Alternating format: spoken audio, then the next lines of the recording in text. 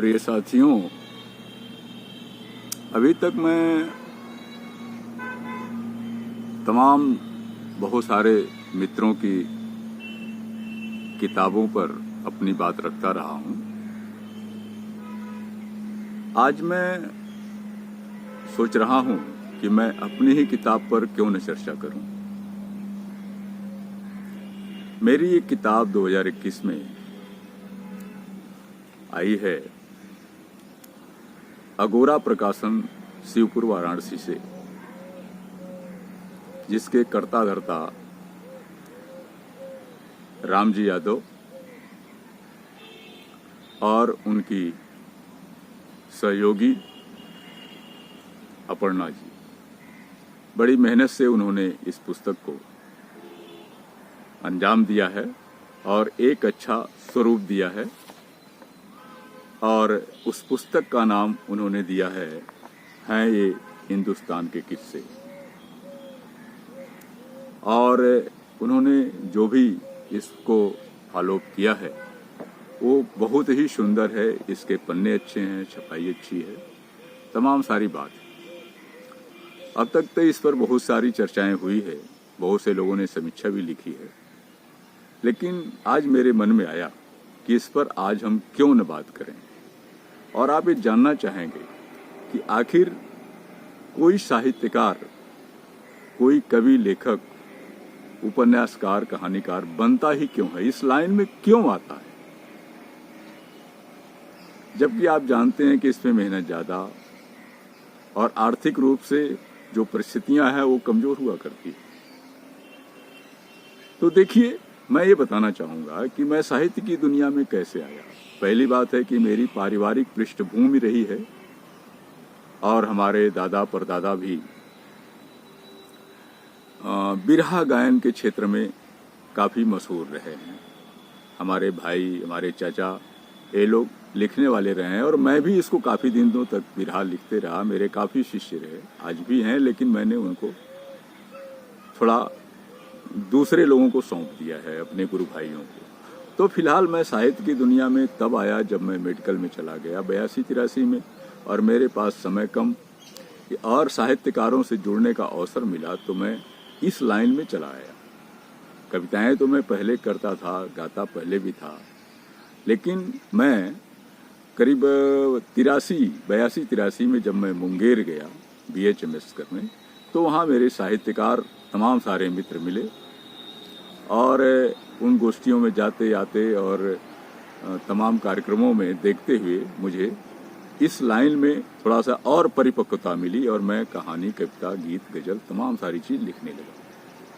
और एक चीज तो समझ में आई, जहाँ तक जो मेरी विचारा संघर्षशील की विचारधारा हमेशा रही है, और मुख्य रूप से कम्युनिस्टों के संपर्क में आने के बाद और बाद में अम्बेडकरवादियों के संपर्क में आने के बाद यह महसूस हुआ कि साहित्य बहुत ही जरूरी है। आदमी कितनों पैसा कमा ले, संस्कृत में भी कहा गया है कि आप अगर धनवान हैं तो आपके गांव के लोग जानेंगे, थोड़ा लोग जानेंगे, लेकिन आप विद्वान साहित्यकार हैं तो आपको सारी दुनिया जानेगी।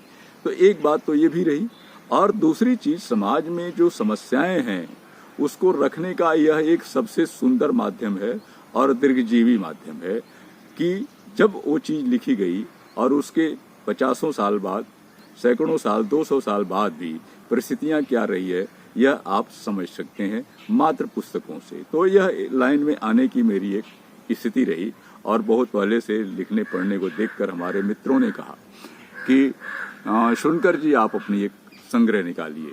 मैंने गजलों को, मेरे विचार में आया कि गजल का संग्रह पहले निकाला जाए, क्योंकि इसको लोग देखते, पढ़ते, सुनते और पसंद करते हैं।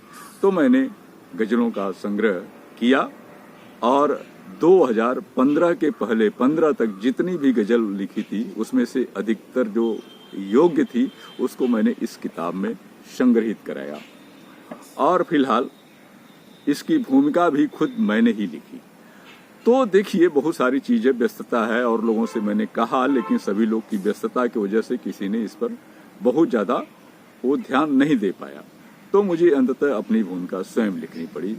और भी हमारे पास तमाम सारे कलेक्शंस हैं जिसमें 4-5 पुस्तकें निकल सकती है, गीत की, गजल की, लघु कथा की, कहानी की, लेख की।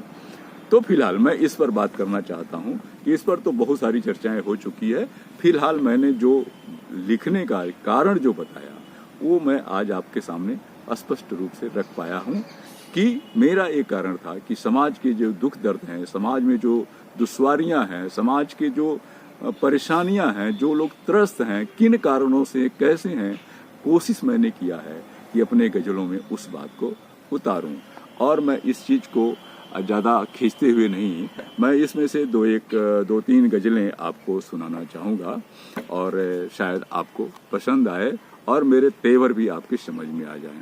तो देखिए, एक गज़ल है जो गांव घर को लेकर के है और जो समाज की सामाजिक विकृतियां हैं, पारिवारिक विकृतियां हैं, जो सहसंबंध हैं, उसकी स्थिति क्या है थोड़ा से आप देखें। और पीढ़ियों का जो अपना दर्द है वो भी इसमें है। और मुख्य रूप से वह पीढ़ी जो जिसको हम क्या कहते हैं कि वो वरिष्ठ नागरिक कहते हैं। तो आइए देखिए इस गजल में, और इसका पहली लाइन देखें, गौर फरमाएं। फूट रहा है खूब बतासा बस्ती में, फूट रहा है खूब बतासा बस्ती में, होए रहा नित नया तमाशा बस्ती में। फूट रहा है खूब बतासा बस्ती में, होए रहा नित नया तमाशा बस्ती में। आज सिकन है गालों पे कल की दुल्ही, आज सिकन है गालों पे कल की दुल्ही, खूब बना दुल्हा दुर्वासा बस्ती में। आज सिकन है गालों पे कल की दुल्ही, खूब बना दुल्हा दुर्वासा बस्ती में। ठाट बाट है बात बनाने में शहरी, ठाट बाट है बात बनाने में शहरी, दिया जा रहा कैसा झांसा बस्ती में। ठाट बाट है बात बनाने में शहरी, दिया जा रहा कैसा झांसा बस्ती में। अहसासों ने अपना माथा पीट लिया, अहसासों ने अपना माथा पीट लिया, पलट रहा आए दिन पासा बस्ती में। भाई भाई के बंटवारे में देखा है, भाई भाई के बंटवारे में देखा है, झुका न कोई रत्ती मासा बस्ती में। भाई भाई के बंटवारे में देखा है, झुका न कोई रत्ती मासा बस्ती में। ओ बूढ़ा बहुओं की ताना तानी में, वो बूढ़ा बहुओं की ताना तानी में, झेल रहा है नित उपवासा बस्ती में। वो बूढ़ा बहुओं की ताना तानी में, झेल रहा है नित उपवासा बस्ती में। राही जो दूधों से छींचा जाता था, राही जो दूधों से सींचा जाता था, मरा आज ओ भूखा प्यासा बस्ती में। राही जो दूधों से सींचा जाता था, मरा आज ओ भूखा प्यासा बस्ती में। इज्जत जब घर में ही नहीं सुरक्षित है, इज्जत जब घर में ही नहीं सुरक्षित है, और गैर से कैसी आशा बस्ती में। अब बेचारे हम बेचारों की दुनिया है, बेचारे हम बेचारों की दुनिया है, किसे दिलाए कौन दिलासा बस्ती में।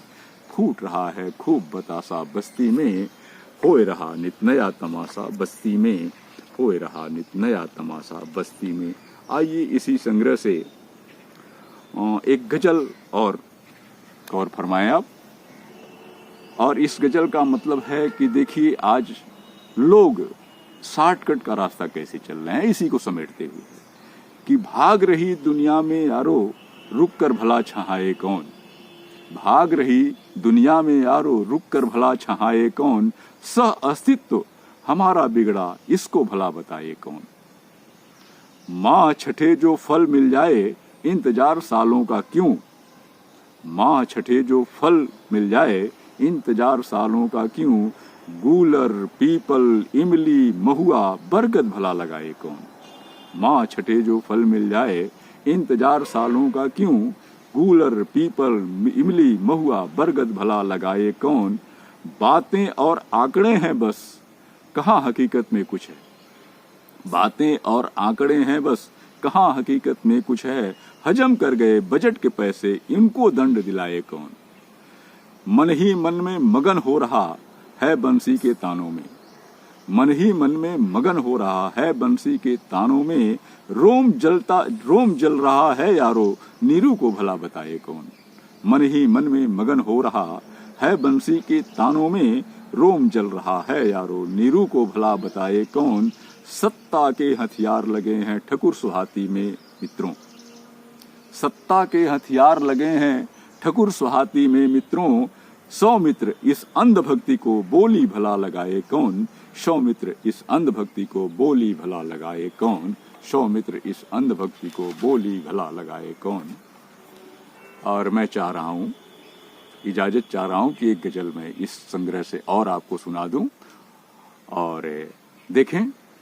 और इस गजल का मतलब है कि हमारे समाज में दो तरह के लोग हैं, एक गरीब तबका है, एक अमीर तबका है, और दोनों में विशेष तौर से डिफरेंस क्या है, क्या परिस्थितियां, इसको आप जरा से गौर फरमाएं। एक राह पर कभी न चलते खाए और अघाए लोग, एक राह पर कभी न चलते खाए और अघाए लोग, उल्टी सीधी बातें करते खाए और अघाए लोग। वस्तु स्थिति क्या है, मतलब इससे इन्हें नहीं होता।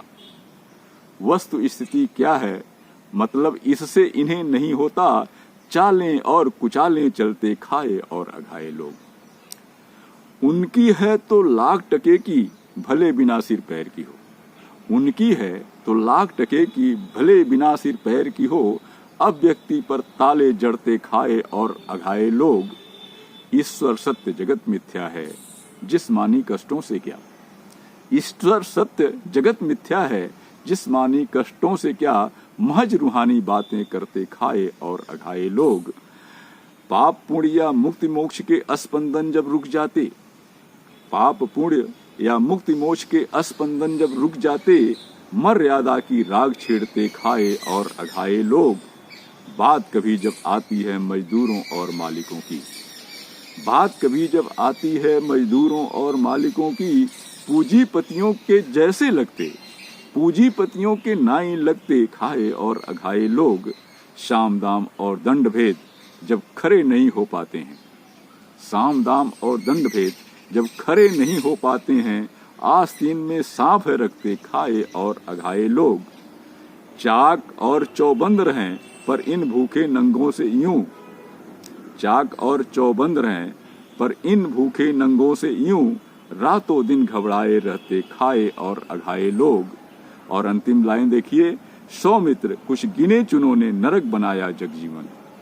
सौमित्र कुछ गिने चुनों ने नरक बनाया जगजीवन, फिर भी खुद को ऊंचा कहते खाए और अघाए लोग, फिर भी खुद को ऊंचा कहते खाए और लगाए लोग। मित्रों, मेरी अगर यह किताब अच्छी लगे, मेरी बात अच्छी लगे, मेरी रचना अच्छी लगे, तो आप इस चीज़ को आगे बढ़ावें, किताब को मंगाकर पढ़ें। और इसी के साथ मैं ये कहना चाहूँगा कि बात मेरी अच्छी लगे, मेरे विचार अच्छे लगें, तो आप मेरे इस वीडियो को एक लाइक अवश्य दें, अपना कमेंट दें और इसको शेयर भी करें और वीडियो को सब्सक्राइब भी कर लें। इसी के साथ आप सभी लोगों से विदा लेता हूँ। आप सभी लोगों को बहुत बहुत धन्यवाद।